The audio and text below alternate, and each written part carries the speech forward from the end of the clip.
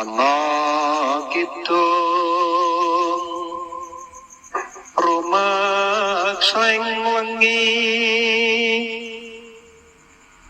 teguh ayu luputa ing lara luputa pilai kabeh.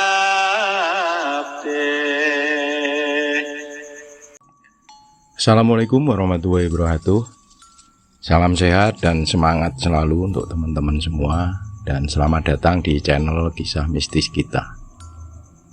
Sebuah pengalaman tentang sebuah spiritual dan pengamalan agama yang pernah dijalani oleh Mas Anton yang ada di Kabupaten Boyolali, di mana saat itu beliau mengikuti sebuah majelis pengajian, dipimpin atau dikelola, dan juga sebagai guru besar di majelis itu adalah seorang habib yang kemudian dari keinginan Mas Anton untuk memperoleh sesuatu, akhirnya Mas Anton mendapatkan sebuah amalan atau wiridan yang nantinya akan diceritakan itu ternyata membawa sebuah pengalaman yang mistis yang dia alami, hingga akhirnya Mas Anton dari kejadian yang dialami ini memperoleh sebuah wawasan atau kesadaran spiritual baru yang tentu saja lebih baik daripada sebelumnya. Sebelum memulai cerita ini, mohon kiranya untuk teman-teman bijaksana dalam menanggapi kisah yang akan saya ceritakan ini, dan saya sendiri menceritakan kisah nyata ini sama sekali tidak ada maksud untuk menjas atau menghakimi suatu kelompok atau golongan yang memang mereka berbeda budaya, berbeda secara fisik, atau berbeda lainnya. Kisah ini sendiri saya ceritakan dengan harapan saya maupun teman-teman bisa mendapatkan sebuah pelajaran atau hikmah dari sesuatu yang pernah dilakukan Mas Anton, yang tentu saja pada kondisi saat itu Mas Anton merasa sangat tertekan dan cukup berat menjalani hari-harinya. Malam itu selesai pengajian ceramah dari habib yang Mas Anton ikuti, Mas Anton mendekati habib yang waktu itu sedang duduk-duduk bersantai dengan beberapa orang anggota majelis pengajian tadi. Mas Anton mendekati habib dan kemudian menceritakan perihal yang dia alami di kantor, yang saat itu Mas Anton mengalami sebuah keirian hati tentang jabatan yang diterima teman kantornya, di mana dengan durasi kerja yang sama dan menurut Mas Anton dengan prestasi yang sama, tapi yang mendapatkan jabatan itu temannya, bukan Mas Anton. Dan dari habib ini menanggapi, dan kemudian habib masuk ke dalam sebuah ruangan yang berada di belakang tempat pengajian. Setelah itu habib keluar dan memberikan satu buah kertas seukuran HVS yang di situ terdapat tulisan Arab tanpa arti bahasa Indonesia, yang kemudian diserahkan kepada Mas Anton, dan Mas Anton ini diminta untuk mewiridkan atau membaca amalan ini setiap jam 12 malam. Dengan penuh keyakinan habib menjelaskan kalau apa yang diinginkan Mas Anton tentang jabatan itu dengan amalan atau wirid ini akan bisa segera terwujud. Dengan senang hati, Anton tentu saja menerima dan mengiyakan apa yang disampaikan Sang Habib tadi.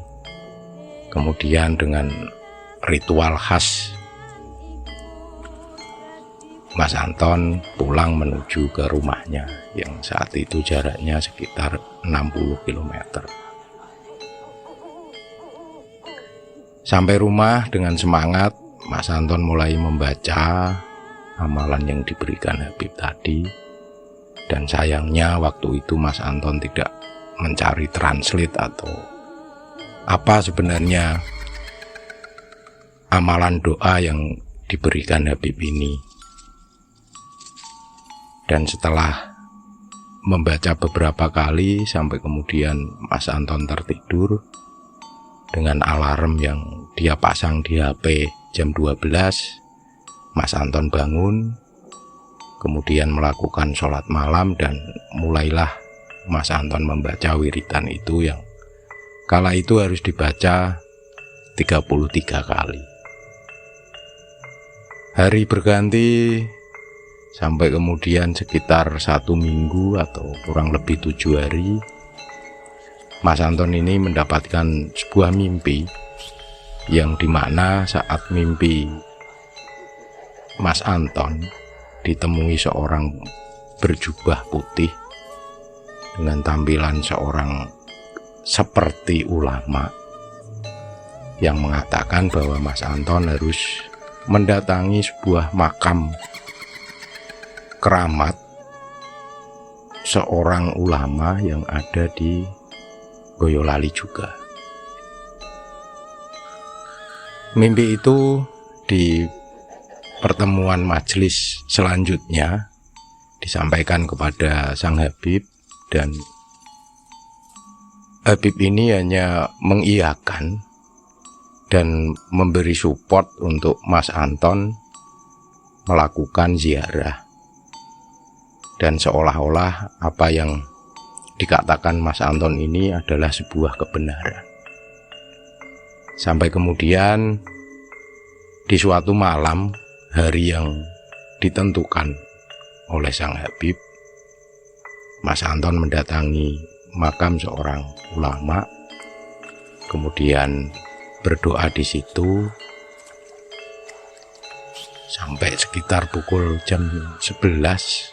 Mas Anton kembali pulang. Tidak ada kejadian atau peristiwa yang terjadi di kantor maupun dalam kehidupan Mas Anton. Sampai kemudian wirid itu sudah dilaksanakan menurut hitungan Mas Anton kira-kira hampir 1 bulan. Sebuah kejadian terjadi ketika Mas Anton malam hendak istirahat. Dia dikagetkan dengan adanya sosok bayangan hitam yang siluet seperti manusia seperti kita, yang waktu itu mengatakan bahwa Mas Anton akan segera mendapatkan jabatan yang dia inginkan. Dan kemudian dengan rasa kaget dan rasa tidak percaya, Mas Anton kembali ke kasur untuk tidur. Karena bisikan tadi atau suara sosok hitam tadi yang sempat mengagetkan, agak lama Mas Anton ini tidak bisa memejamkan mata dan berpikir keras tentang apa yang sebenarnya tadi dia dengar, hingga akhirnya Mas Anton tidak bisa tidur sampai pukul 12 karena dia hanya berguling-guling di atas kasur dan tidak bisa terpejam. Kemudian melakukan aktivitas untuk wiridan lagi sampai wiridan itu hampir selesai. seolah-olah di kamar Mas Anton ini terasa pengap dan berbau seperti aroma tanah basah. Mungkin kawan-kawan bisa membayangkan aroma tanah ketika musim kemarau dan setelah itu ada hujan. Ya seperti itu, seperti bau tanah basah.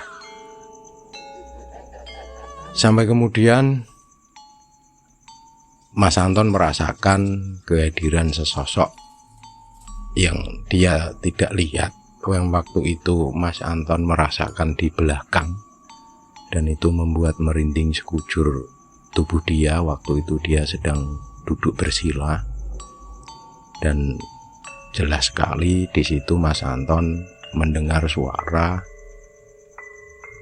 kabeh ono pitukone, semua ada pembayaran. Waktu itu Mas Anton tidak memahami sama sekali apa yang dimaksud, dan dengan ketakutan akhirnya Mas Anton tidak menyelesaikan wiridan itu, dan Mas Anton kembali ke tempat tidur ditutupi selimut karena takut tadi, dan akhirnya Mas Anton tertidur. Di kantor, kejadian itu sama Mas Anton diceritakan kepada seorang teman. Kala itu saat istirahat siang, Mas Anton menceritakan apa yang dia alami, dan teman ini menyarankan karena wiridan yang diterima oleh Mas Anton ini diperoleh dari Habib yang dianggap guru besarnya, ya seharusnya Mas Anton ini menanyakan kembali ke sana untuk apa sih yang sebenarnya terjadi atau yang harus dilakukan. Karena kesibukan,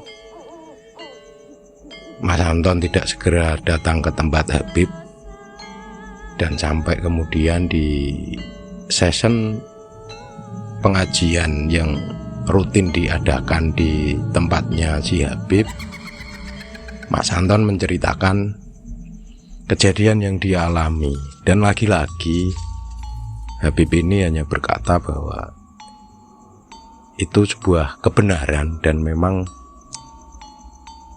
hasil wiridan itu sudah mulai berlaku, yang ditandai dengan sesosok yang akan menemani Mas Anton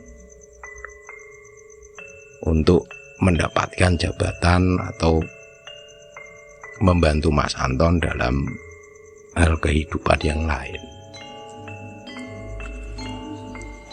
Dari sini Mas Anton mulai tumbuh keberanian dan juga kepercayaan diri bahwa apa yang dia alami dengan datangnya sosok itu akan membawa keberuntungan. Dan di malam itu juga Mas Anton pulang,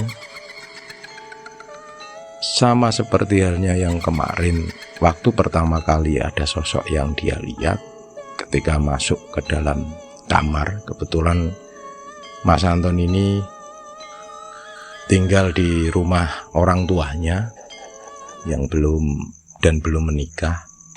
Jadi ketika dia masuk di sisi pojok, sebelum dia sempat menghidupkan lampu kamar, lagi-lagi dia melihat seseorang yang sedang berdiri di sudut kamar, dan Mas Anton tidak begitu jelas sosok apa yang dilihat ketika lampu itu dinyalakan. Ternyata memang di situ tidak apa-apa, dan waktu itu dengan penjelasan yang Habib berikan tadi, Mas Anton meyakini bahwa itu adalah sosok pendamping yang sudah dia dapatkan dengan menjalankan amalan ataupun perintah berziarah tadi. Sampai kemudian jam 12 itu Mas Anton melakukan wiridan lagi dan tetap sama. Sosok itu masih ada di belakang Mas Anton hingga Mas Anton memberanikan diri untuk menyapa dengan bahasa dia yang waktu itu kurang lebih seperti memberikan salam, dan sosok itu hanya diam, tidak menjawab salam itu. Kemudian selesai wiridan, Mas Anton kembali istirahat. Kejadian-kejadian itu semakin lama semakin sering dialami Mas Anton ketika malam, sampai suatu ketika Mas Anton melakukan wiridan itu,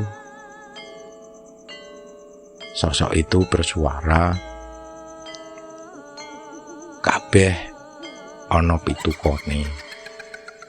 Nek kowe gelem melu aku bakale ngewangi kowe.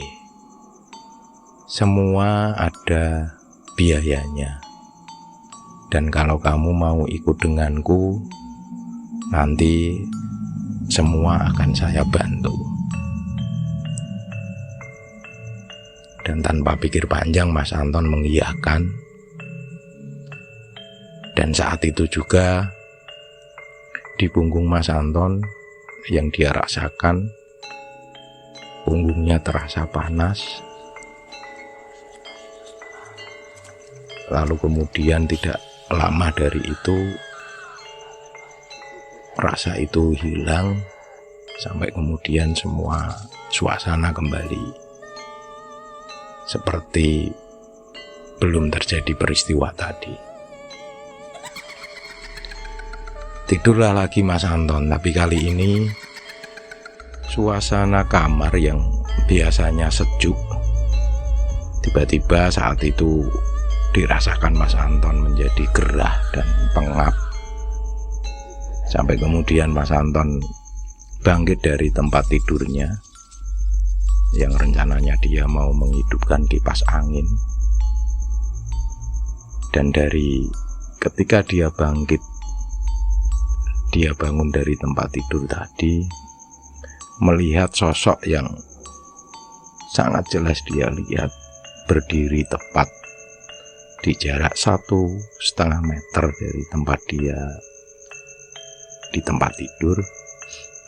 Dari cahaya lampu yang sedikit menerangi kamarnya dari pencahayaan lampu teras, Mas Anton melihat sosok itu adalah sosok yang biasa dia lihat, yang waktu itu dilihat kurang jelas. Kali ini dia bisa melihat dengan sangat jelas. Sosok itu ternyata berambut gimbal dengan aut-autan dan dengan mata yang berwarna merah, serta memiliki 2 buah taring yang mencuat. Dan saat itu sosok itu menggeram dengan suara yang berat dan dengan kata-kata, "Kowe wis melu aku, kamu sudah ikut saya." Dan saat itu juga Mas Anton merasakan badannya lemas, seperti tidak bisa bergerak. Sampai kemudian Mas Anton karena ketakutan menjerit dengan keras memanggil bapaknya yang kamarnya ada di sebelah kamar Mas Anton. Dan Mas Anton waktu itu dengan mata terpejam mendengar suara langkah bapaknya masuk ke dalam kamar yang memang kunci pintu kamar Mas Anton ini tidak pernah dikunci. Lampu dihidupkan, bapaknya sendiri di situ tidak melihat apapun dan menanyakan kepada Anton apa yang terjadi. Mas Anton menceritakan apa yang barusan dialami dan Orang tuanya atau bapaknya ini terlihat bingung juga menghadapi atau menenangkan Mas Anton yang baru saja mengalami kejadian ditemui sosok yang menyeramkan. Sampai di situ akhirnya Mas Anton diajak keluar dan mereka berdua, bapak dan anak ini, mengobrol sampai akhirnya juga di situ bapaknya memberikan saran untuk besok pagi Mas Anton menemui Habib atau guru besar di majelis pengajian tadi untuk meminta bantuan dan tentu saja meminta penjelasan apa yang dialami Mas Anton. Pagi harinya setelah kejadian itu, Mas Anton akhirnya tidak tidur sampai pagi ditemani bapaknya karena dia mungkin masih trauma dengan apa yang baru saja dia lihat. Dan pagi itu dia memutuskan untuk meminta izin dari kantor tidak masuk untuk menemui sang Habib. Pergilah Mas Anton pagi itu sekitar jam 7 ke tempat Habib. Namun sayangnya saat itu Habib yang dia temui sedang bersiap-siap untuk masuk ke dalam sebuah mobil. Waktu itu posisi Habib itu sedang berjalan menuju mobil untuk melakukan perjalanan di acara yang Mas Anton nggak tahu. Dan ketika Mas Anton menyapa Habib, Habib itu seperti cuek dengan Mas Anton dan hanya menjawab, kalau ada keperluan nanti ketika saya di rumah. Lalu Habib masuk ke mobil dan pergi dari rumahnya menuju tujuan Habib yang Mas Anton memang tidak tahu. Dari situ Mas Anton merasakan kecewa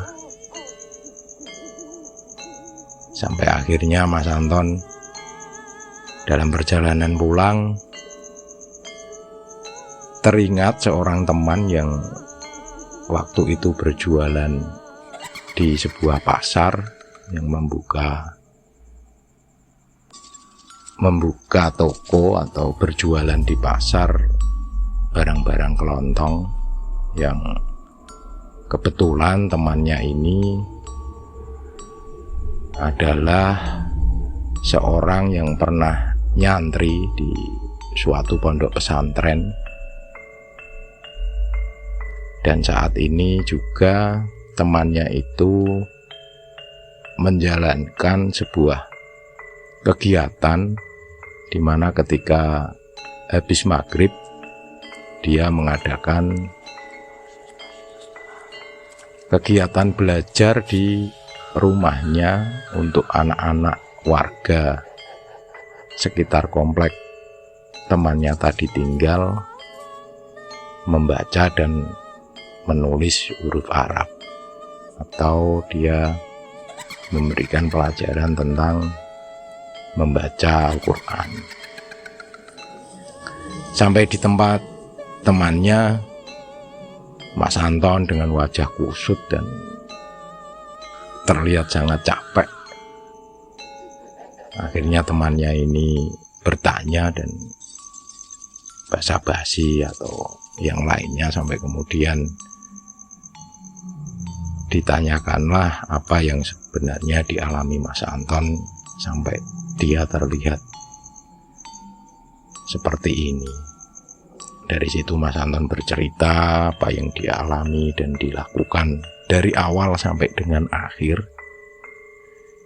Sampai kemudian temannya ini meminta Mas Anton untuk memberitahukan kepada dia apa yang dia baca selama ini atau wiridan apa yang dia lakukan yang diberikan Habib.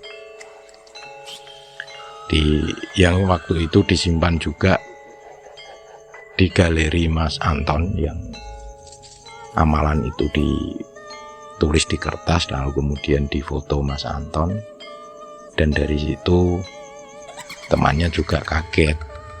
Apa yang diwiridkan Mas Anton ini sebenarnya jauh dari apa yang dianjurkan